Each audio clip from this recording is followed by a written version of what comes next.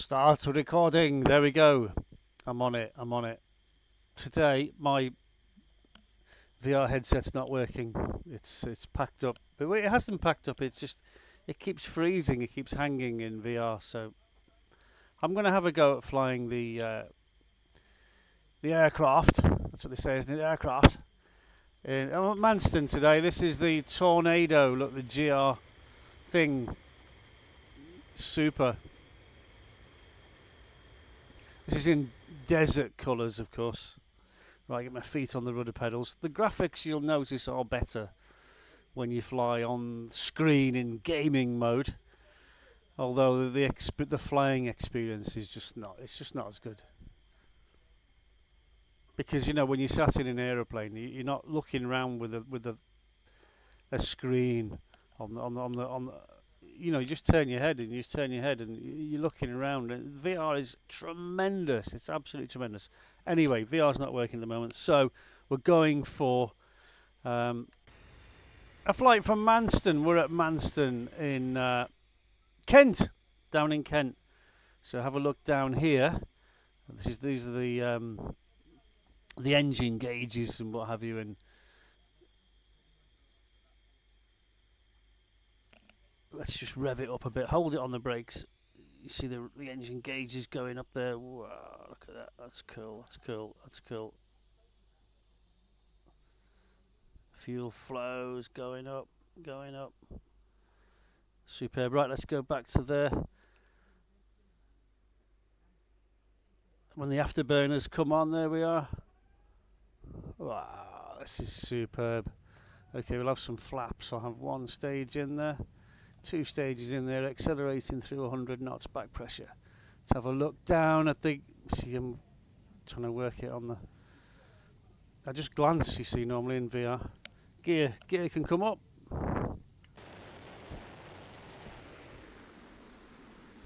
Afterburner off.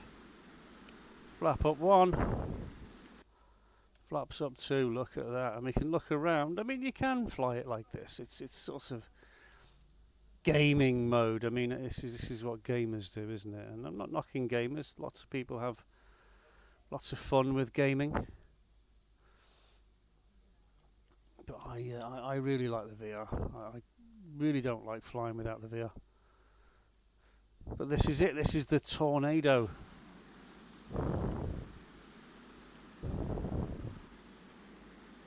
And it served with the Royal Air Force for God knows how many years, since the 70s, I think. Right up until quite recently. I think it was 2019 they phased them out. 617 Squadron, the Dam Busters, they had them, and they switched over to the F-35 now. Okay, wing sweep. Look at that.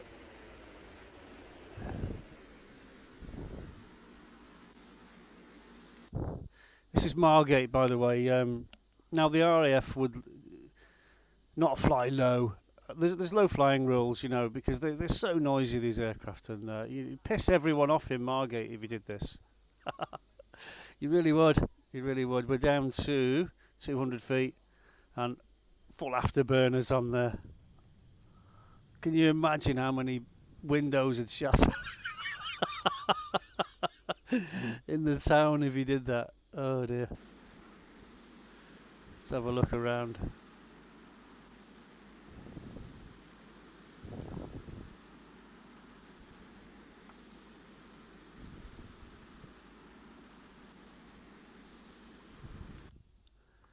Right, let's get the turn coming. Just lose so much energy. That's the stall warner. Back on the power. Lower the nose. There we go. So I've been threatening to do a trip to Dover, and that was Manston. Manston's over there. There it is. Right, so let's just blast it down to Dover, and we'll have a quick look at Dover, and then we'll come back to Manston. A lot quicker than a helicopter for sure. We'll get the speed up a bit. 400 knots. That'll do. How's our fuel? 38. Loads of fuel. Right. Where's the? Oh look, there's the ferry going from Ramsgate. Look across to France. So people think Manston is close to Dover, and it's not really. Certainly not when you're in a lorry. You know, just trim that in there. This is a brilliant aeroplane. It'll fly itself. I can put it on autopilot, and it'll actually follow the terrain low level. You can set the altitude that you fly. It's called terrain following radar. That's what these things. If you look at these cram lines here, this is your terrain following radar, and that will do it for you. But I mean, I like to fly it myself. You know, if I wanted to fly an autopilot, you know, I wouldn't bother flying at all. Autopilot's really handy when you're going long distance. You just put the autopilot on, set the heading bug, and away you go. It just does it for you. Takes all the effort out, but military flying, when you're flying really low, especially at night, this thing can fly at 1,000 foot at night. You can probably go lower, but I mean that's really seriously dodgy.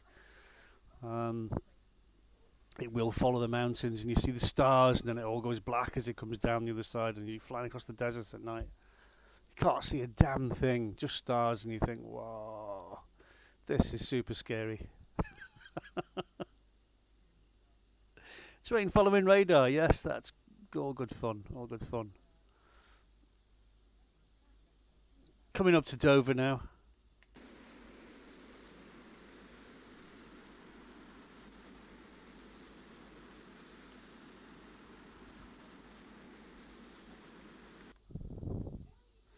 Should be able to see Dover Castle actually. That should be just on the hillside here. Where is it? Where is it? It should be on that hill. There it is. There it is. I'm pretty sure that's it. Yeah.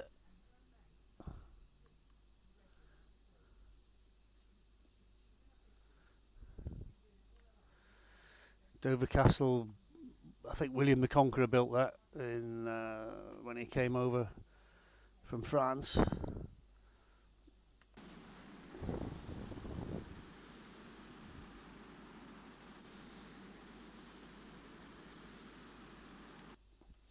Speaking of which, France is just over here. So we could turn over France, couldn't we? Let's go 180. There we go. 180 from Dover. That should take us to France. Going a bit slow. Let's get the speed back up to 400.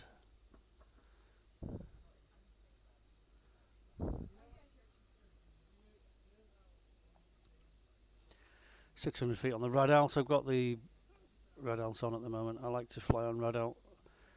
We do have barometric as well. That's what airline pilots use. QFEs and QNH. No, I tend to stick to Radalt, especially in this. 700 feet. Okay, 400 knots. There we go.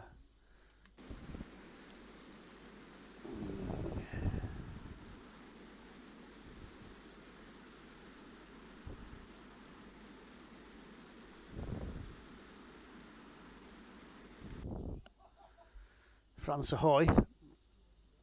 So we'll do France, then we'll turn up the coast, Dunkirk, and then we'll go back to Manston, I think.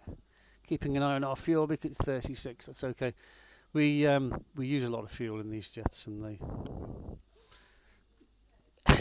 especially low level, they run out of fuel quite quick, and you don't want to glide this, trust me, you just have to bang out, I'm afraid. 21 miles I believe it is from Dover to Calais.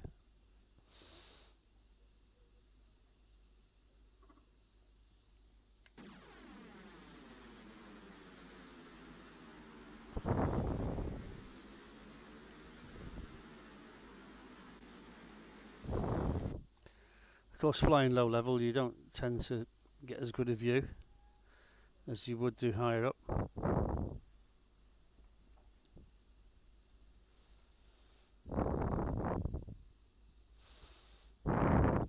This is an interesting instrument, this thing here. This tells me if someone's got a radar lock on me and what direction relative to my aircraft. The radar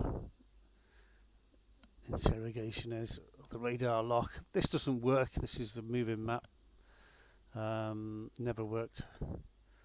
These are the standard instruments, but most of the things you need are here. This is the speed, 332 knots. This is R for Radalt, 1,400 feet. Okay, this is my compass heading here, and this is my up and down meter. You see, as I climb, I'm going 5 degrees climb, and this is 10 degrees climb, and obviously the same with the descent in the opposite direction. See, this one's got a dotted line to tell you it's -5, and then -10, and then we try to stay level here. This tells us if we're climbing and descending. Safe just means the weapon systems are on or not. Right, I think we've got France coming up now.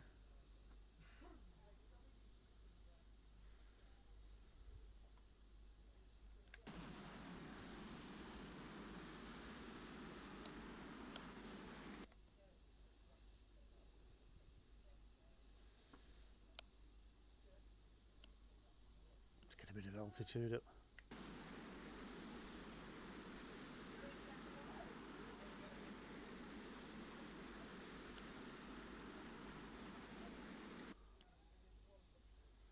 Come around to the left.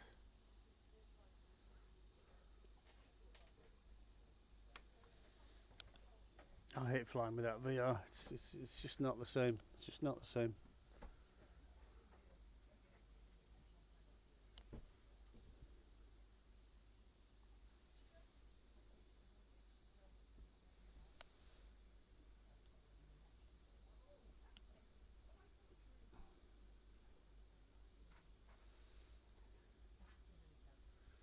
Heading east now. I mean, from your perspective, it probably looks much better like this because the graphics are going to be better. Nothing on the caution panel. Okay, this is France. I don't have the scenery for France. I've only got the default scenery. So it's neither here nor there, is it really? Map. I can get the map up. There we are. You can see where we are. Coming in there. So we shouldn't really have gone south from Dover because that wasn't really taking me to France, was it? It was taking me to Normandy. So we got it on the nose now, so I can turn the map off.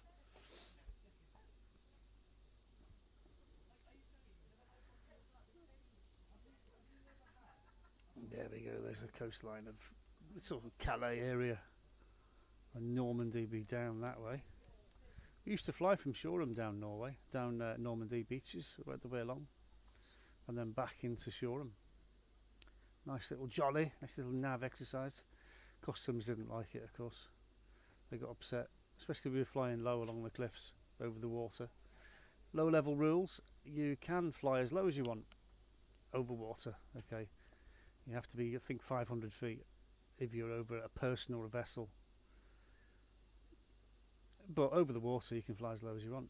So we disappear off the radar over France, and the customs would get really upset.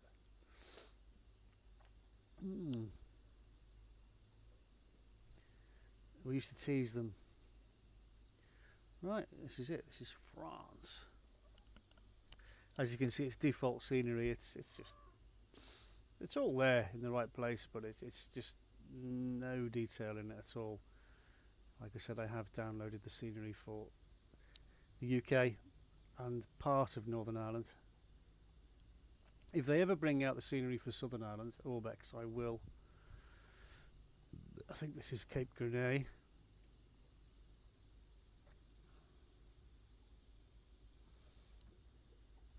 That was our fuel. Check the fuel, 33. We're good. See, aeroplanes burn a lot of fuel down low, especially jets. Use way more fuel. So if you were up, if you wanted to go any distance, you'd fly much higher, 30,000 feet, something like that. That's why all the airliners fly high, because they can use less fuel and they can go faster at altitude. But then you have to have air, oxygen, and pressurization and stuff like that. So this is France.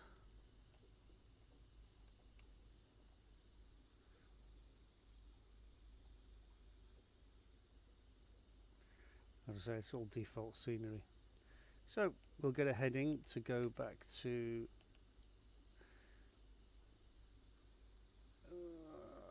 yeah, 35340. Give me 340.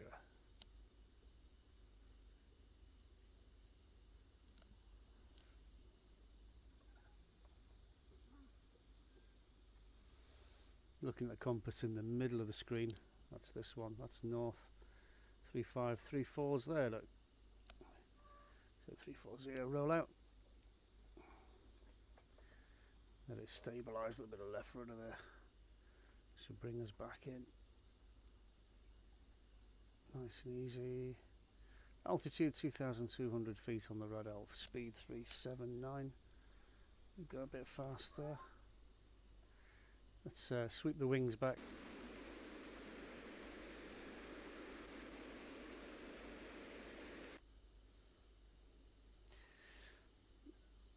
Now the wings, you can't put the flaps down when the wings are back. They don't work. They only work when the wings are fully out. So if you have a hydraulic failure and your wings won't go forwards again, you've got to land with the wings all swept back. It's not a big deal. You just need a long runway. And your stall speed, of course, is much higher. Descending there slightly.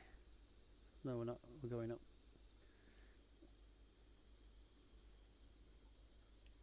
Trim, trim, trim, trim. There we go. 480 knots. Dover is in sight. That's Dover over there. Look, I'm all trimmed in. Look, Mum, no hands. So yeah, Dover's there. It won't take us long to get back to. You can with this. Look, you can jump into the navigator's seat. You used to press that. You used to be able to click the windscreen, and you'd be in the back cockpit where the armaments officer sits and works all his weapon systems and things. This is a bomber. It's a Cold War bomber.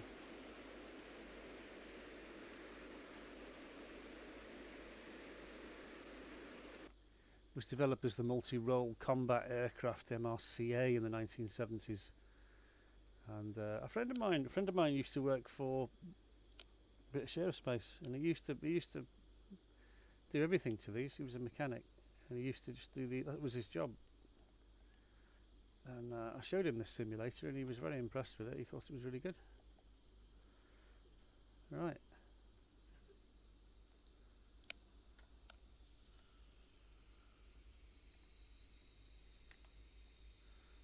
.430 knots. Manston is in sight. Quick check on the map just for confirmation. There we go.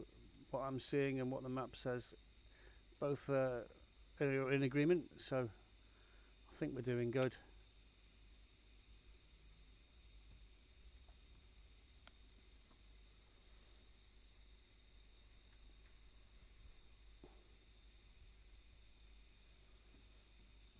.300 knots. Wings can go forward now.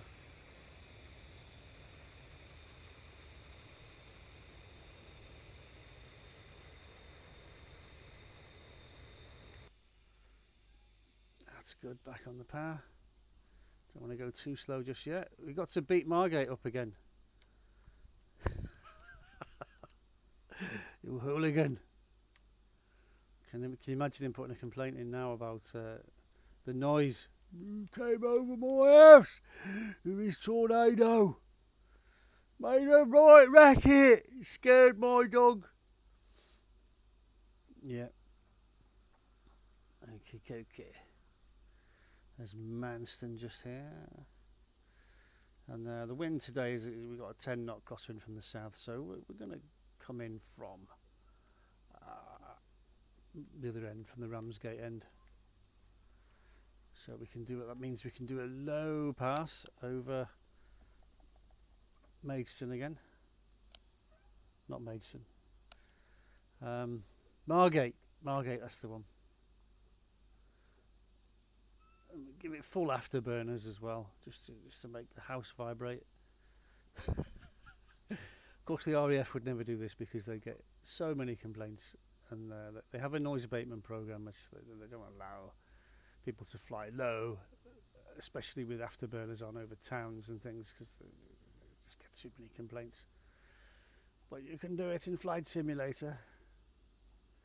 Right, okay, so afterburner on.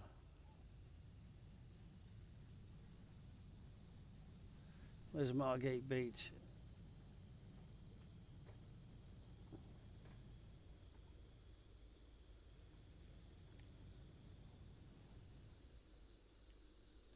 Going too fast now.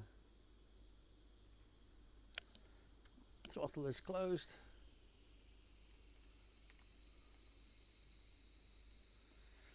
Ten degrees climb.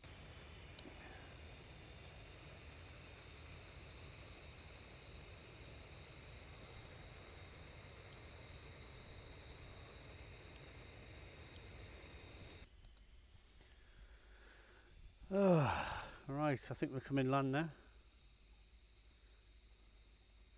Throttle is closed. How are we doing for fuel? 2.8, that's okay. Right, nothing on the warning panel. Warning panel's down there. No, nothing on the warning panel. That's good. Okay, 200 knots. We can have some wheels. Put some wheels down. Gear in transit. We've got 3 green lights there. Can you see that? 3 green lights. 1, 2, 3. That indicates that all 3 wheels are down and locked. There we go. Runway ahead. 93. Gives it a little bit of trickle of power there. And we'll configure for landing. We'll have 1 stage of flaps in. And we'll have 2 stages of flaps. Yeah, that's good. Wings are fully forward, air brakes in. Gear is down, confirmed, 3 greens, confirmed. See, I've done that before today. I've hit the gear switch and you've landed with no wheels because you haven't confirmed you've got 3 greens. Did I put the switch down?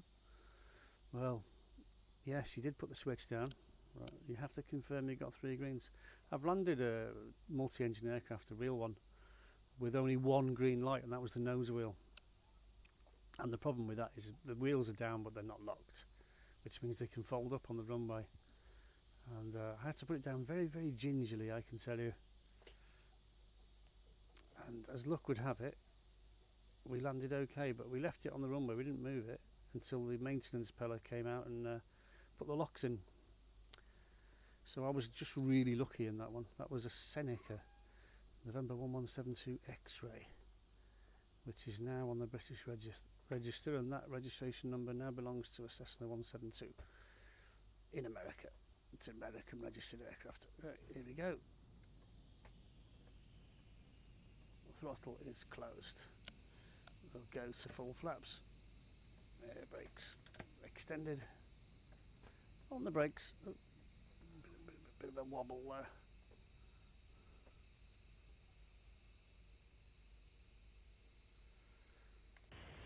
And there we are down. Air brakes in, flaps up. And 180 backtrack. Like I said, it's been a long time since I've flown in just on the screen, and it really, really sucks, honestly, compared to in VR. I much prefer it in VR because it's so real in VR. It really is. Thanks for watching. I hope you've enjoyed it, and if anyone's going to complain to the Civilian Aviation Authority in Gatwick Airport. Noise abatement, low flying noise, over my ass. And I'll see you in the next video.